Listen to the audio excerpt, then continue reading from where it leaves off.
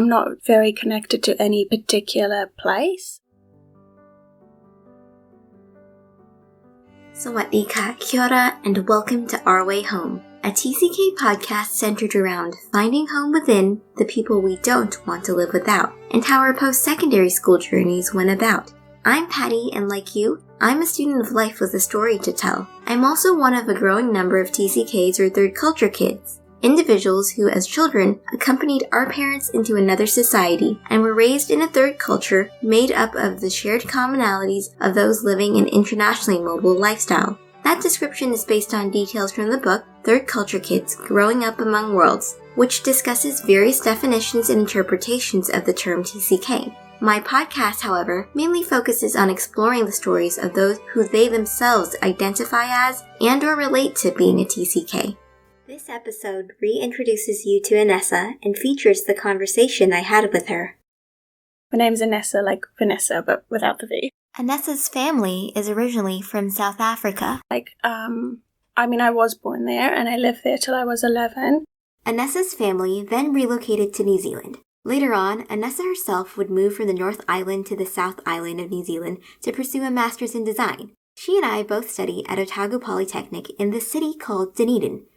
So with this podcast being about different cultures and how our post-secondary school life went about, another common question that we get asked is where we're from. And so in your case, when you're asked this question, how do you often answer? Well, I don't usually get asked that question, first off. People won't go, what's your name? Where are you from? Usually, I think a lot of people get that, but I don't typically. They usually know me a wee while, and then they'd be like, oh, I noticed that you have a bit of an accent. Where are you from? And so I always answer the question, where is your accent from? Because that's what they're asking. And so I say South Africa. But, yeah, I don't necessarily feel like that's the answer to the question, but it does, answer the question they're really asking, which is, why do you not sound like me? And I guess that's true. So I suppose, in more international communities, it's a more popular question. Yeah. Perhaps we are being in New Zealand, I guess.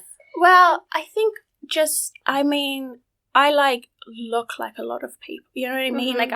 I don't think that people they assume that I'm from here. I only have a little bit of an accent. Yeah. And then as they know me a bit more, they're like, oh, it doesn't quite sound correct. So then, yeah. But we could build on what you were talking about, saying your accent's from South Africa. So is that where your family is from? It is where my family's from. Probably most of my family have lived there for centuries, I guess. But it's also weird, my family moved a lot around South Africa as a kid as well. So I'm not very connected to any particular place either. So I don't know, I don't feel very connected to any particular place in South Africa, and I don't, just because I've not lived there since I was 11, I don't feel particularly connected to the idea of the culture. Do you find that you know a lot about your culture? Thailand. So in my case, because I was born there and then my parents, are from there, but because I grew up in Malaysia and Egypt too, and in those communities, it was just an expat community. It was very westernized. And while living abroad, I felt Thai, but it wasn't until I returned home and I was like, you felt out of place in a place that you thought you'd feel in place. That's interesting. Because have you returned to South Africa since coming here? And I also felt out of place, but I think there was less of an expectation that I would be South African in that way. Nobody really thought that I would be. Mm-hmm. So I did feel out of place, but people also thought that I would. And is perhaps with your family's intention to move to New Zealand, do you suspect that's why, or you didn't feel like there was an expectation for you to, feel that sense of belonging in South Africa, or was more to do with you moving around then? I think my parents would have preferred had I sort of retained that sense of belonging. Mm-hmm.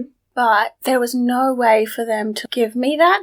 They could provide, and they do, we speak Afrikaans in our house. My dad's, very invested in his culture, but he's one person, and, it takes more than one person to create a culture. So I don't have any, real connection to South Africa in that sense. I don't feel a sense of, home there. Then do you feel a sense of home in New Zealand, or do you perhaps not feel a sense of home anywhere?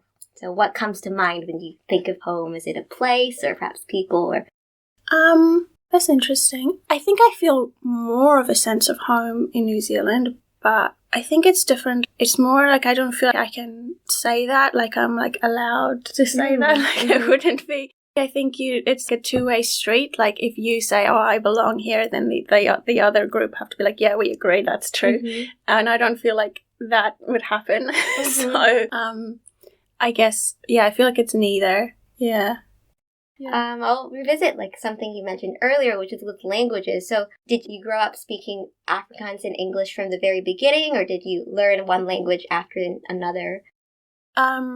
I spoke Afrikaans as a child exclusively, but I did know some English. Like I was kind of taught it in school, and of course, like there's English around. Like there's a lot of English on TV, and like you'd meet people who speak English. But so I did know some of it. Like I wasn't conversational really, but I could more or less follow a conversation, kind of with like a lot of context clues. I could follow along.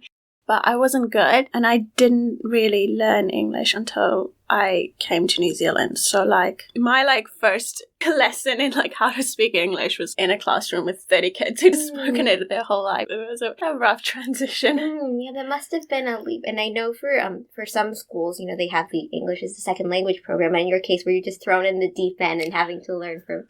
Yeah, it was. I mean, my school also had like an ESOL program, but I'm not sure exactly why, but they didn't feel like I was a fit for it. And like I said, it probably they were okay because I could speak English, like I could, but I wasn't very good. But because I think it was...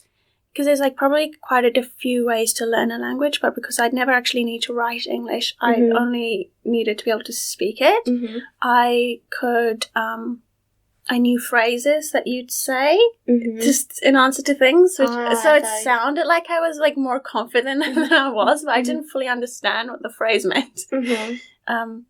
But yeah, I don't know. Is there a certain language that you feel most comfortable speaking in? Yeah, English for sure. English, for sure. So despite speaking Afrikaans first, English then became the language. Yeah, I always like when I need to have a difficult conversation, I always have it in English because I feel like I can make more nuanced points. Yeah. That's like me as well. And do you find you have maybe like different personalities when you use different languages or when... No, but I do find it disappointing. Sometimes I have, like, the perfect, like, expression, like, the perfect word. Like, this is the meaning of the thing that I want to say, but it only exists in this, like, word, and I can't translate it. I don't know. There's some, like, specific ideas that I always want to translate, or, like, phrases, but they don't work as well in English. Like, they don't have that connotation. Yeah, that's often the case. Like, so many languages are different and have their own sayings. So I'm also interested in what paths people took after finishing secondary school and whether or, like, I know that you did choose to pursue higher education, but, like, perhaps in that process of making the decision, was that something expected or did you explore, like, multiple options? How was that whole process, if you don't mind sharing? Well, I didn't explore multiple options. Like, I didn't feel like I could choose not to go to university.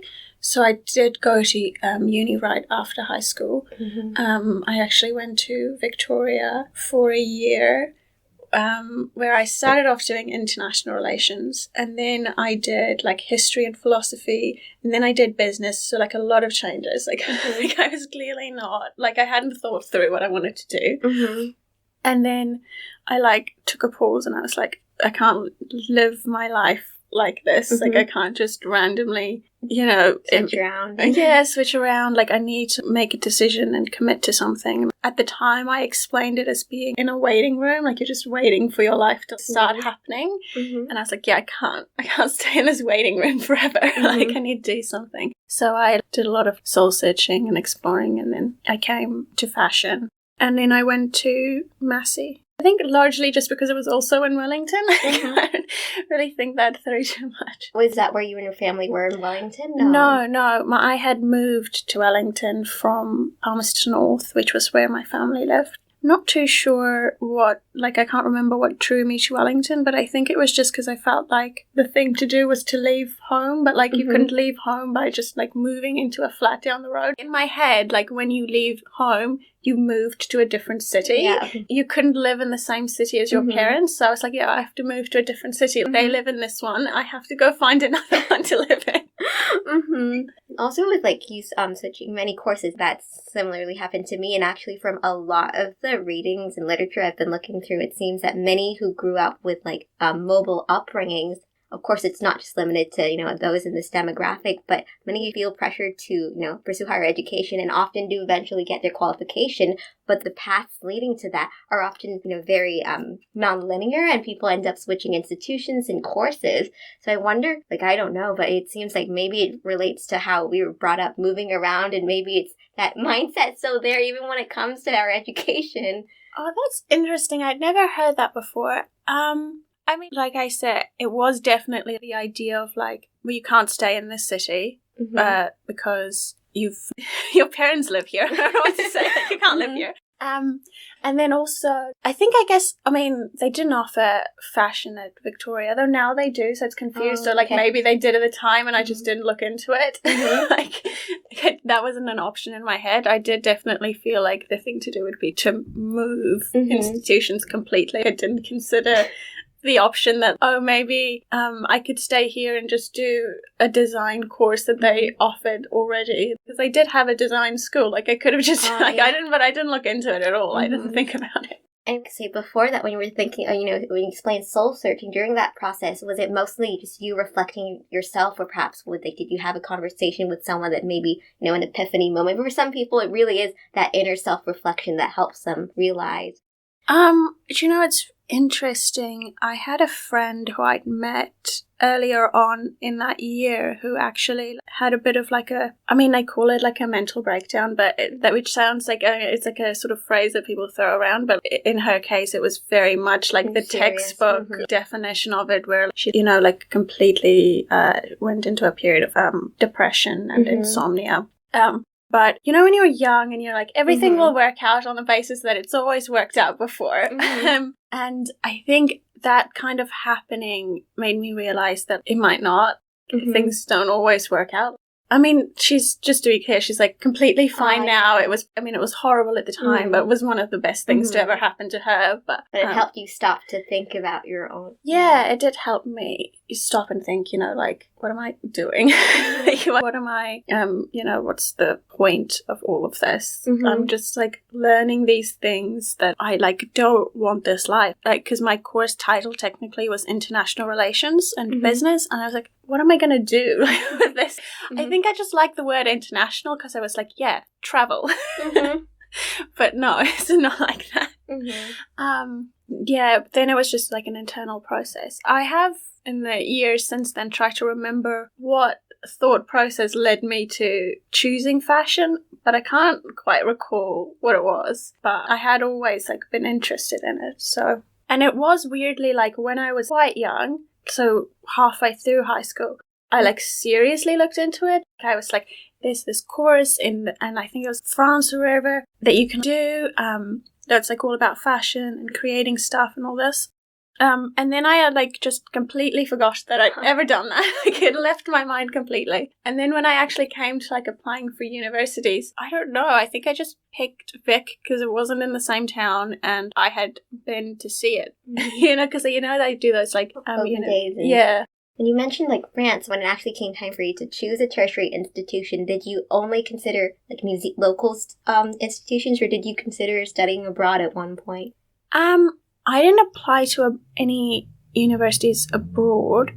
I didn't think that was an option. Like, I think in my head that they were like a lot more prestigious. And didn't think that I would like be able to like get into them, so I didn't apply. But obviously now I'm like, there's obviously prestigious universities. Yeah.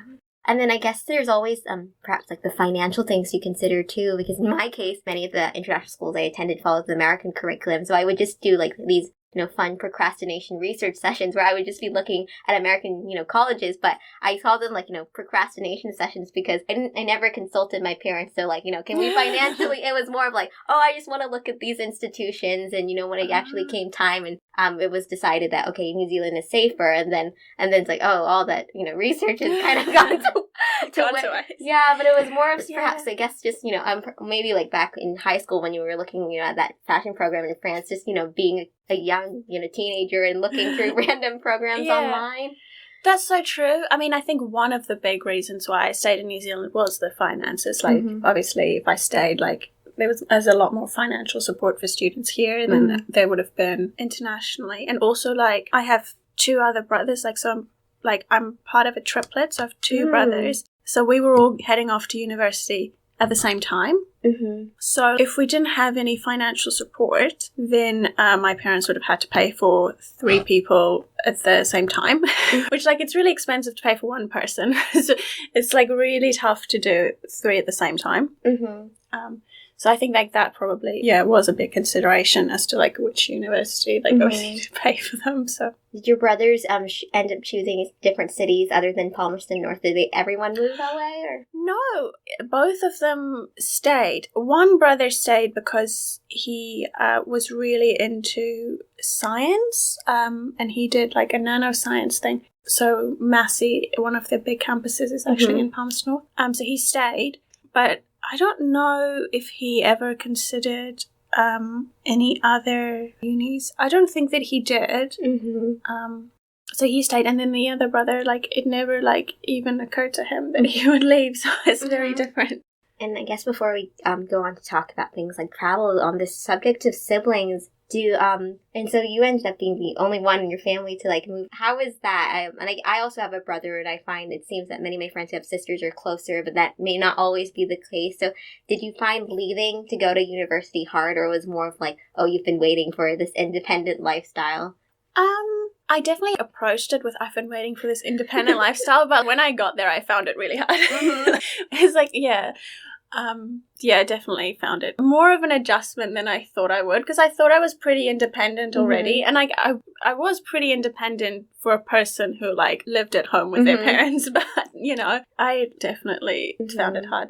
So, like, you mentioned before, like, your interest and desires to travel, so of course now with the world situation, it's a whole different thing, but say, maybe this is not, like, realistic planning, but in case of just, like, dreams and aspirations, had you hoped that once you are looking for work, would you want to travel? Like, it's so interesting. I had planned to travel, actually. I had gotten a job and my contract ended at the end of March in 2020, and I was going to travel, and, like, thank goodness that I am the least organized person in the world, because I would have lost so much money. Blessing in disguise. It was, but it was also, like, it made lockdown very terrifying, but blessing in disguise, because otherwise I'd have definitely, like... Where would you have gone? Well, my plan was I was going to go with my friend, and we were going to do 6 months in Paris, 6 months in London, and then I assume at that point we would have realized that we would want it to stay somewhere longer, I guess. But that was our plan, to just sort of, like, nomadically shift about and, like, find ourselves or something. But obviously that did not end up happening. And so I came to do masters at Otago. Kind of was like, oh, I should just do, like, a small paper or something, just to do something with my time. And then they were like, oh, you could come study a master's if you'd like to apply. And I was like, well, no one's ever asked me to apply to do a master's before, I might as well. And then they, like, accepted me. And I was like, well, I'll do this then. Why not? Not doing anything else. Have you been enjoying the experience so far, or? Yes. Interestingly, though, because I have this theory about how long it takes to adjust to a new place once you move, and I feel like it's really confirming my theory. It's like, it's really hard to get connected to a new place. It's not like the movies. Like, how they walk into a coffee shop and then the girl behind them happens to be, like, their best friend in the whole world, or, like, whatever, like, that movie trope. It is not like that. People don't act that way. And, like, how did you find the process of, like, meeting people and making friends? I guess for me, it's mostly thanks to the education institution, because I think if I'd moved perhaps somewhere with a working holiday visa, or like, like going to the coffee shop, you don't really talk to strangers. People come within their friend groups, and if not for, the Polytech and the wider student community, I think I would have struggled much more. Mm-hmm. I know there are some community groups, but I think it's the student community that helped me adjust. Mm-hmm. But without it, they could be very different.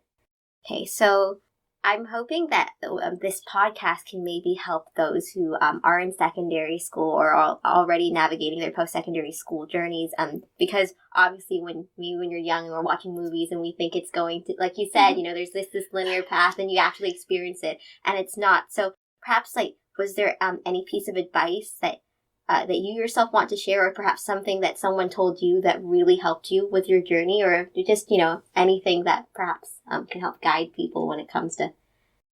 I mean, I think for me, the key thing is don't feel the pressure to make the choice on like which university you're going to go to or which choice you're going to go to the minute you leave high school. It's okay if you take a gap year. It's okay if your gap year ends up being 5 years. Like, if you love, I don't know, hairdressing or building or whatever, go do that. Don't let the people in your life tell you like that you have to pursue like higher education for like, I don't know, whatever reason. Like, it's fine.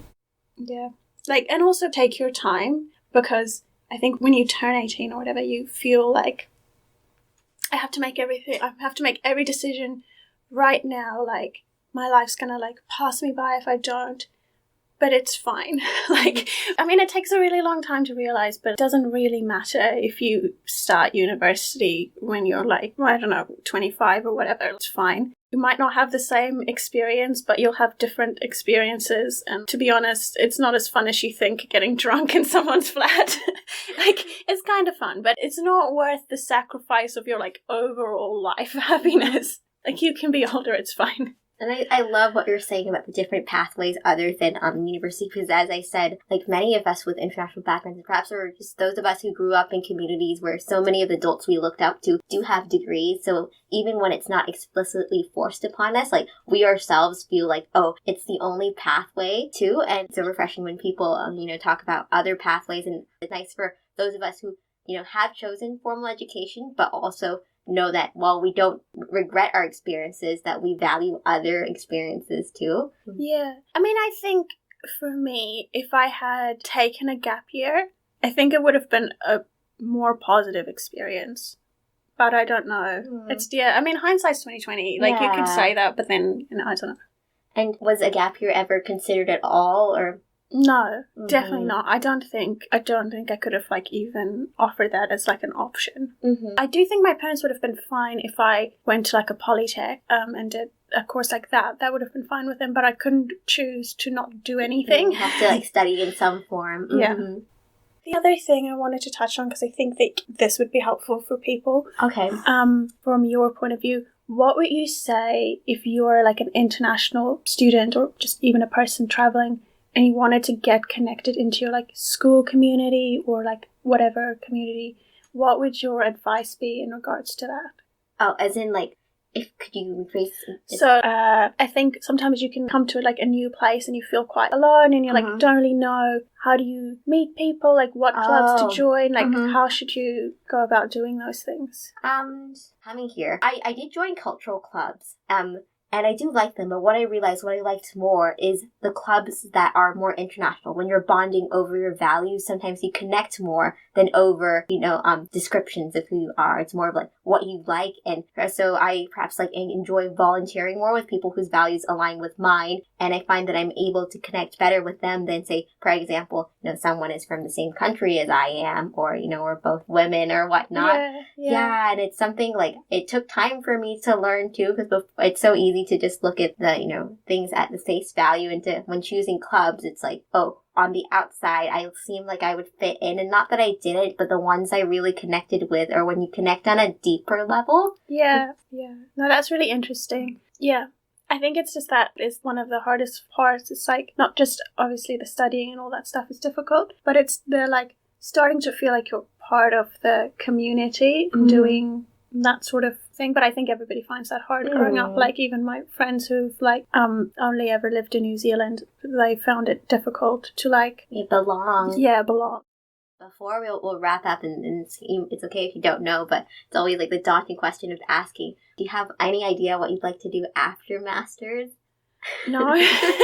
No, but in a way that's like a deliberate choice on my part. I am trying not to look that far ahead. I mean, like after 2020, I'm like, I'm not gonna make a decision on what I want the future to look like, because I can't even predict what the world would look like. I'm not making any plans because you can't. I mean, I don't know.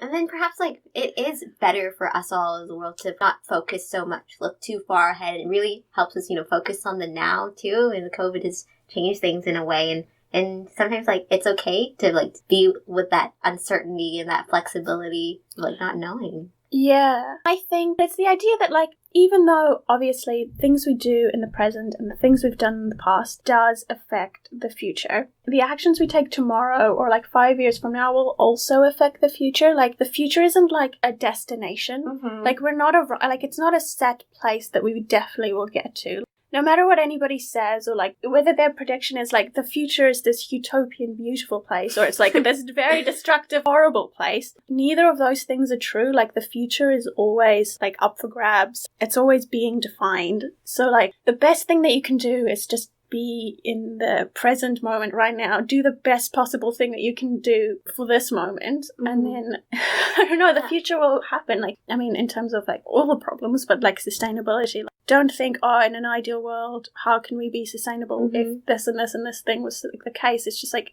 this is your situation right now. What can you feasibly do? And do do that thing. I love that you shared that. I really liked how you say it's not a destination. It's true. Like everything has a rippling effect, or even what we're having now and the rest of our days and lives and so on and so forth. Yeah. Well, yes.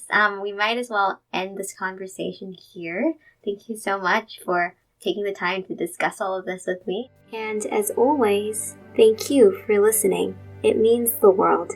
Take care and stay tuned for the following episode of Our Way Home, a TCK podcast.